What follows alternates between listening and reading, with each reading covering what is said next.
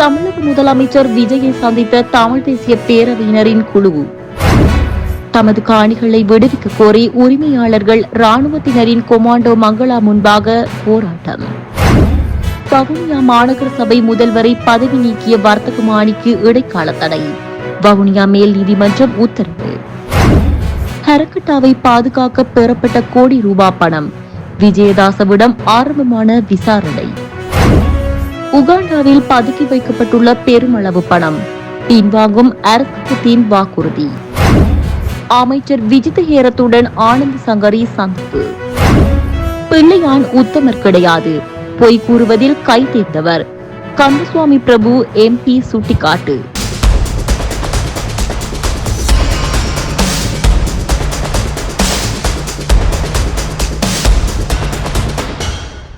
தமிழ் தேசிய பேரவையினர் இன்றைய தினம் வெள்ளிக்கிழமை சென்னையில் தமிழக முதலமைச்சர் விஜயை தமிழ்நாட்டு அரசு தலைமை செயலகத்தில் சந்தித்துள்ளனர். இந்த சந்திப்பில் ஈழத்தமிழ் மக்கள் தற்போது எதிர்நோக்கும் அரசியல், மனித உரிமைகள் பிரச்சினைகள், ஒற்றையாட்சி அரசியலமைப்பு முறை ஒழிக்கப்பட்டு தமிழர் தேசியத்தின் இறைமையை அங்கீகரிக்கும் சமஷ்டி அடிப்படையிலான அரசியல் தீர்வின் அவசியம், தமிழர்களின் இனவழிப்புக்கு சர்வதேச சுயாதீன விசாரணை மேற்கொள்ளப்பட வேண்டியதன் அவசியம், இந்திய ஈழத்தமிழ் கடற்தொழிலாளர்களின் பிரச்சினைகளுக்கு நிலையான தீர்வு காணும் நடவடிக்கைகள், இந்தியாவில் தங்கியுள்ள ஈழத்தமிழ் அகதிகளின் நீண்டகால பிரச்சினைகளுக்கு தீர்வு காணுதல் உள்ளிட்ட பல முக்கிய விடயங்கள் தொடர்பாக கலந்துரையாடப்பட்டது. குறித்த சந்திப்பில் ஈழத்தமிழ் மக்களை பிரதிநிதித்துவப்படுத்தும் இலங்கை நாடாளுமன்ற உறுப்பினரும் தமிழ் தேசிய பேரவையின் தலைவருமான கஜேந்திரகுமார் பொன்னம்பலம் தலைமையில் தமிழ் தேசிய பேரவை பிரதிநிதித்துவப்படுத்திய 7 பேர் கொண்ட குழு கலந்து கொண்டிருந்தது. வெளிவடக்கு பகுதிகளில் உயர் பாதுகாப்பு வலயமாக உள்ள தமது காணிகளை விடுவிக்க கோரி காணி உரிமையாளர்கள் ராணுவத்தினரின் கொமாண்டோ பங்களா முன்பாக இன்றைய தினம் வெள்ளிக்கிழமை 11வது வாரமாக போராட்டத்தினை முன்னெடுத்தனர். வெளிவடக்கில் 249, 256, 248, 251 மற்றும் 255 ஆகிய கிராம சேவையாளர் பிரிவை சேர்ந்த மக்கள் கடந்த 1990ஆம் ஆண்டு ஜூன் மாத காலப்பகுதிகளில் அவர்களது சொந்த இடங்களில் இருந்து வெளியேற்றப்பட்ட பின்னர் அப்பகுதி உயர் பாதுகாப்பு வலயமாக காணப்படுகிறது. யுத்தம் முடிவடைந்து 17 வருடங்கள் கடந்த நிலையிலும் அப்பகுதியில் இருந்து பாதுகாப்பு தரப்பினர் வெளியேறாத நிலையில் அவை உயர் பாதுகாப்பு வலயமாகவே காணப்படுகின்றது. இந்த நிலையில் தமது 651 ஏக்கர் வரையிலான காணிகளை விடுவிக்குமாறு பல வருடங்களாக காணி உரிமையாளர்கள் போராடி வரும் நிலையில் காணிகள் விடுவிக்கப்படாத நிலையில் காணிகளை விடுவிக்குமாறு ஒவ்வொரு வெள்ளிக்கிழமைகளிலும் போராட்டங்களை முன்னெடுப்பதற்காக காணி உரிமையாளர்கள் முடிவெடுத்திருந்த நிலையில் இன்றைய தினமும் போராட்டத்தினை முன்னெடுத்திருந்தனர். இப்போ நாங்கள் 90ஆம் ஆண்டுல இருந்து இப்படியே ஒவ்வொரு இடமா அலைஞ்சு நாங்கள் இங்கே இருந்து பொக்கணம், முல்லைத்தீவு காண போய் திரும்பவும் வந்து இப்போ இங்கே அஞ்சம் வந்து ஒவ்வொரு இடமா எலும்புண்டு ஒவ்வொரு இடமா அலைஞ்சு கொண்டே இருக்கிறோம். நாங்கள் எங்களுக்கு உழைக்கிறதுக்கு இடம் இல்லை, இதுக்கா வீடு இல்லை, வசதி இல்லை, ஒன்றும் இல்லை. நாங்கள் என்ன செய்கிறது, எங்கே போகிறது?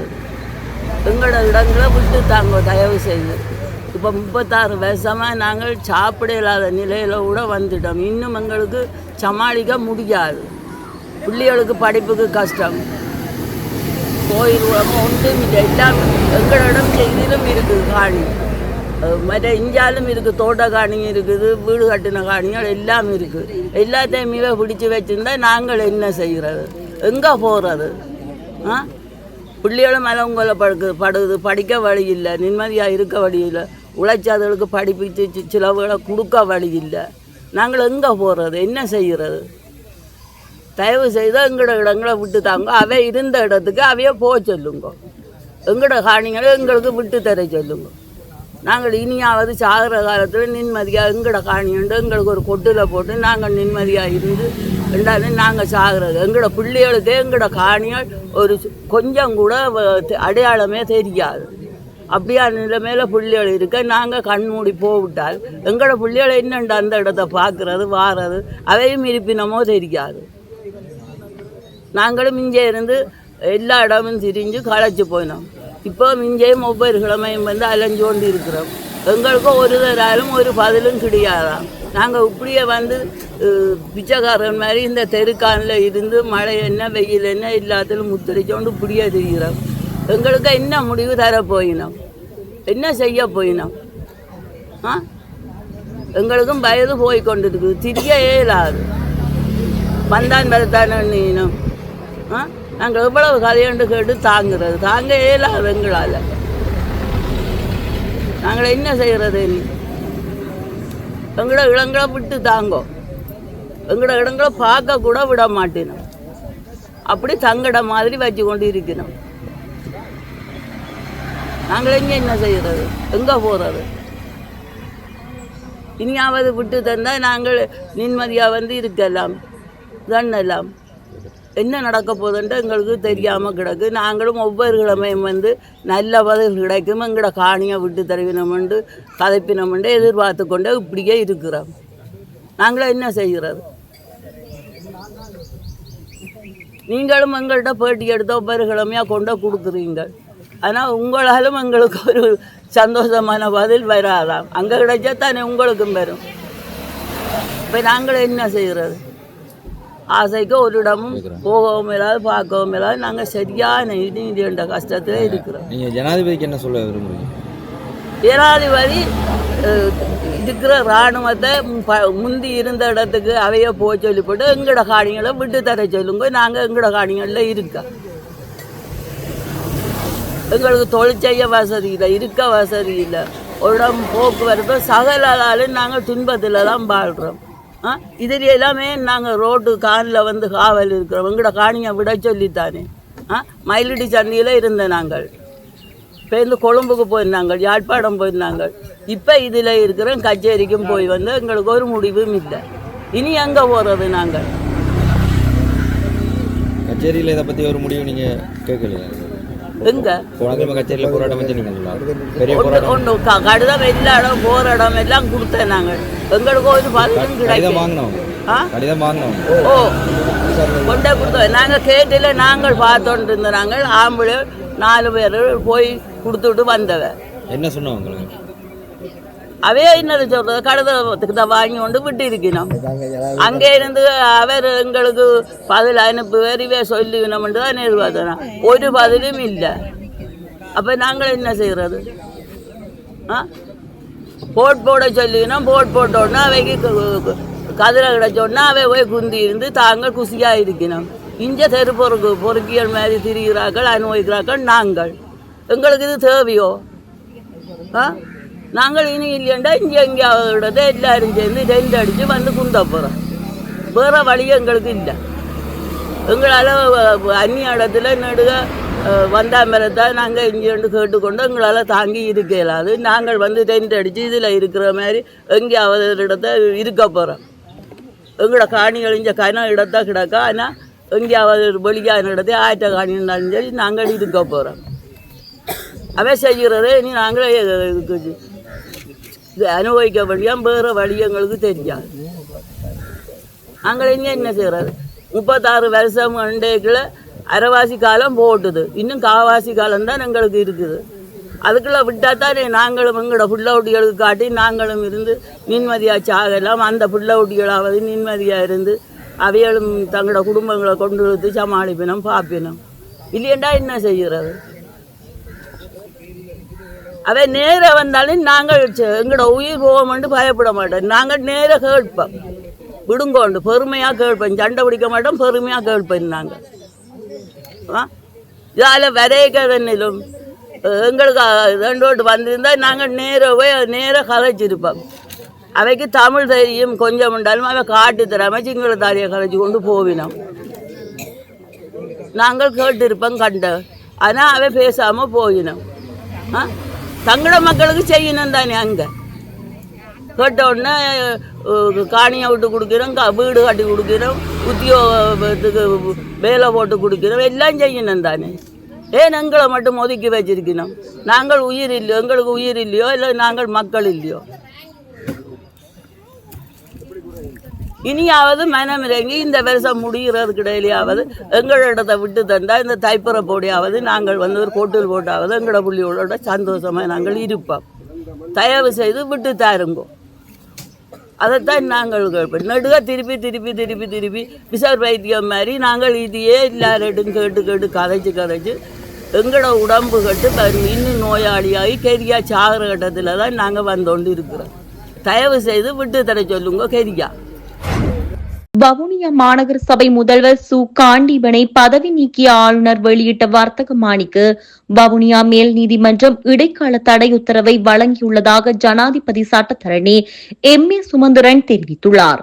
ஆளுநரின் முடிவினை சவாலுக்குட்படுத்தி மனுதாரரான முதல்வர் காண்டீபன் தொடுத்த வழக்கு இன்று வவுனியா மேல் நீதிமன்றத்தில் விசாரணைக்கு எடுத்துக் கொள்ளப்பட்ட போதே இந்த உத்தரவு வழங்கப்பட்டது. உறுப்பினர் பதவியிலிருந்தும் நீக்குவதாக கௌரவ வடக்கு மாகாண ஆளுநர் வர்த்தமானி பிரசுரம் மூலமாக கடந்த 19ஆம் தேதி ஜூன் மாதம் 19ஆம் தேதி அறிவித்திருந்தார்.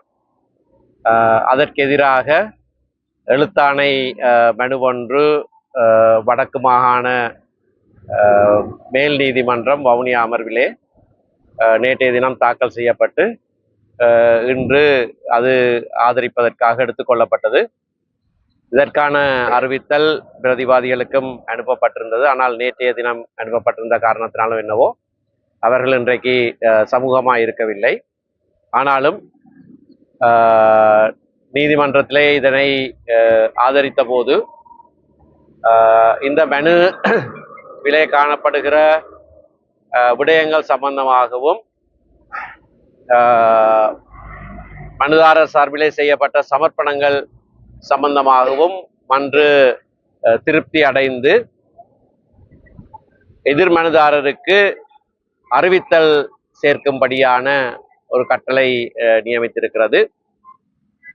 அத்தோடு இந்த மனுவிலே 3 இடைக்கால நிவாரணங்களும் கோரியிருந்தோம். முதலாவது, இந்த குறித்த வர்த்தமானி பிரசுரிப்பை இடைநிறுத்தும்படியாக, அதாவது திரு காண்டீபன் அவர்களை முதல்வர் பதவியிலிருந்தும் உறுப்பினர் பதவியிலிருந்தும் நீக்கிறதாக அறிவித்த வர்த்தமானி செயற்படுவதிலே இருந்து இடைநிறுத்தப்பட்டிருக்கிறது. இரண்டாவது இடைக்கால நிவாரணமாக அந்த வர்த்தமானியின் அடிப்படையிலே எதிர்மனுதாரர்கள் எந்த நடவடிக்கையும் எடுக்கக்கூடாது என்ற ஒரு இடைக்கால தடை உத்தரவு கோரியிருந்தோம். அதுவும் வழங்கப்பட்டிருக்கிறது. மூன்றாவதாக திரு காண்டீபன் அவர்களை பிரதியீடு செய்கிற வகையிலே இன்னொரு முதல்வரை தெரிவு செய்வதற்கோ நியமிப்பதற்கோ அல்லது ஒரு உறுப்பினரை தெரிவு செய்வதற்கோ நியமிப்பதற்கோ எந்த நடவடிக்கையும் எடுக்கக்கூடாது என்கின்ற ஒரு இடைக்கால தடை உத்தரவும் கோரியிருந்தோம். அதுவும் வழங்கப்பட்டிருக்கிறது. இந்த 3 இடைக்கால தடை உத்தரவுகள் சம்பந்தமாகவும் நீதிமன்றம் வழங்கியிருக்கிற அறிவித்தல் சம்பந்தமாகவும் அடுத்த ஜூலை மாதம் 15ஆம் தேதி எதிர்மனுதாரர்கள் நீதிமன்றத்திலே சமூகமாயிருந்து இதற்கு எதிரான தங்களுடைய நிலைப்பாடுகளை தெரிவிக்கலாம். அதுவரைக்கும் இந்த இடைக்கால உத்தரவுகள் அமுலிலே இருக்கும்.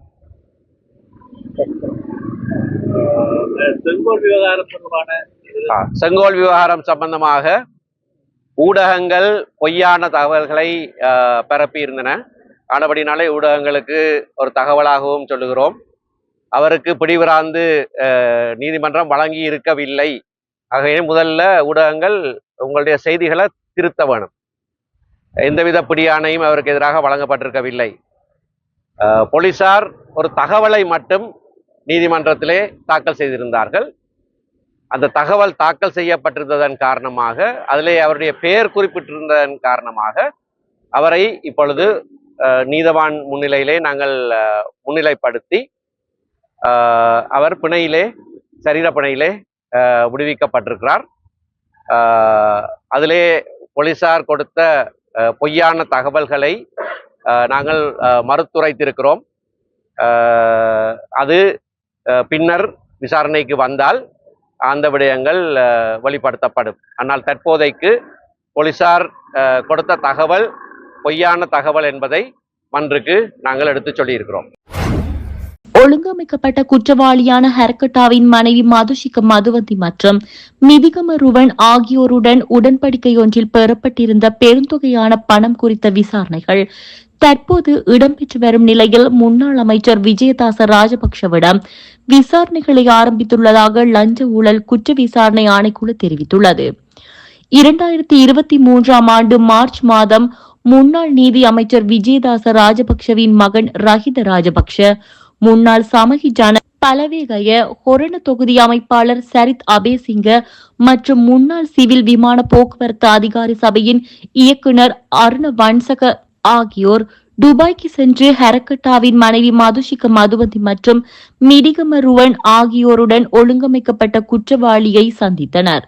அங்கு ஹரக்கட்டா தன்னை காவல்துறை கொள்வதை தடுப்பதற்காகவும் தடுப்பு காவல் உத்தரவுகளை நீக்குவதாகவும் பூசா உயர் பாதுகாப்பு சிறைச்சாலையை தவிர வேறு சிறைக்கு மாற்றுவதாகவும் விசாரணையிலிருந்து விடுவிப்பதாகவும் வாக்குறுதியளித்து 500 மில்லியன் ரூபாவை லஞ்சமாக கோரியுள்ளனர். பின்னர் லஞ்ச தொகை 200 மில்லியன் ரூபாவாக குறைக்கப்பட்டதுடன் முதலில் 100 மில்லியன் ரூபாய் முற்பணமாக பின்னர் மேலும் 20 மில்லியன் ரூபாய் பெறப்பட்டது என லஞ்ச ஆணைக்குழு நடத்திய விசாரணைகளில் தெரிய வந்துள்ளது. இன்று இவ்வழக்கு விசாரணைக்கு எடுத்துக் கொள்ளப்பட்ட போது இரண்டாவது சந்தேக நபரான ரஹித ராஜபக்சவின் தந்தையும் முன்னாள் அமைச்சருமான விஜயதாச ராஜபக்ஷ மார்ச் 2023 ஆண்டு அன்று துபாய்க்கு சென்று மார்ச் 28 தேதி அன்று நாட்டிற்கு திரும்பியுள்ளதாக தெரிவிக்கப்படுகிறது. இதற்கமைய இது தொடர்பான ஒரு விசாரணை தொடங்கப்பட்டுள்ளதாகவும் லஞ்ச ஊழல் ஆணைக்குழு நீதிமன்றத்தில் தெரிவித்துள்ளது.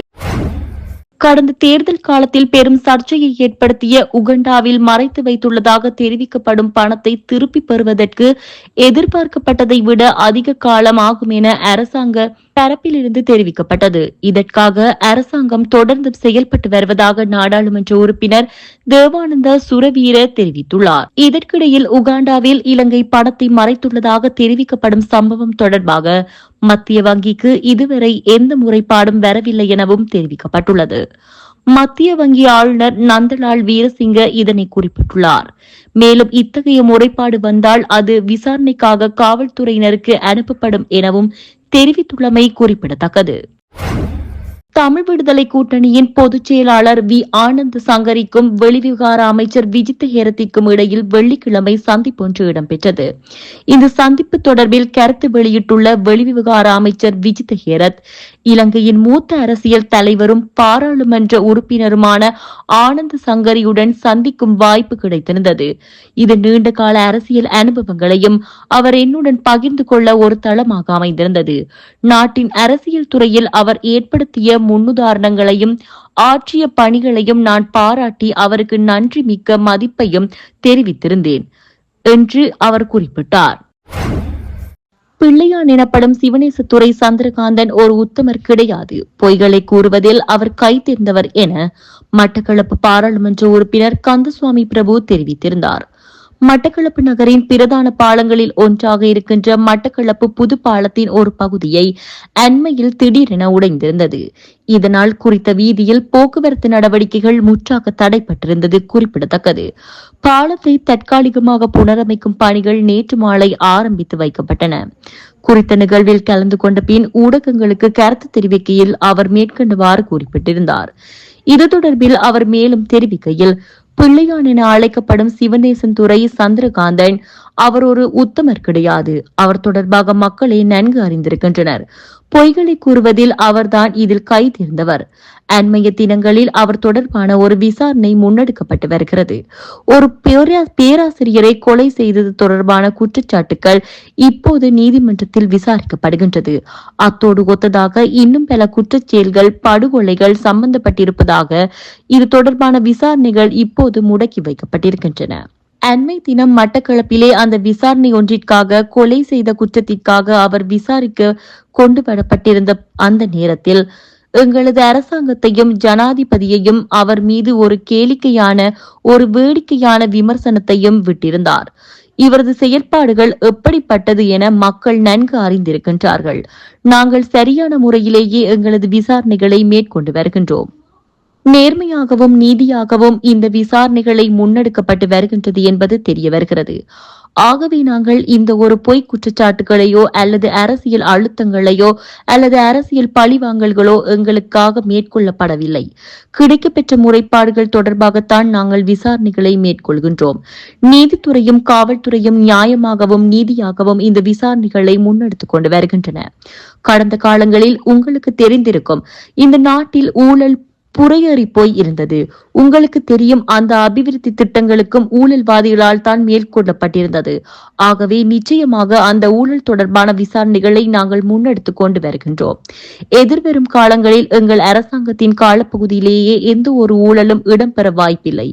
அதே நேரம் சிறந்த ஒரு சரியான முறையில் வடிவமைக்கப்பட்ட ஊழல் இல்லாத முறையிலான சிறப்பான ஒரு பாலத்தை நாங்கள் அமைப்போம். அது மாத்திரமல்லாமல் இப்போது இடம்பெறுகின்ற ஒரு அபிவிருத்தியையும் நேர்மையாகவும் வெளிப்படைத்தன்மையோடும் நாங்கள் இடம்பெற்றுக் கொண்டிருக்கின்றோம். நீங்கள் எந்த ஒரு சந்தர்ப்பத்திலும் எங்களது காலகட்டத்திலே இடம்பெறுகின்ற அபிவிருத்தி திட்டங்கள் தொடர்பாக எந்த ஒரு குற்றச்சாட்டுகளும் முன்வைக்க முடியாது என்று எதிர்பார்க்கின்றோம். சரியான முறையில் நாங்கள் அனைத்து நடவடிக்கைகளிலும் ஈடுபட்டுக் கொண்டிருக்கின்றோம் என்று கூறினார்.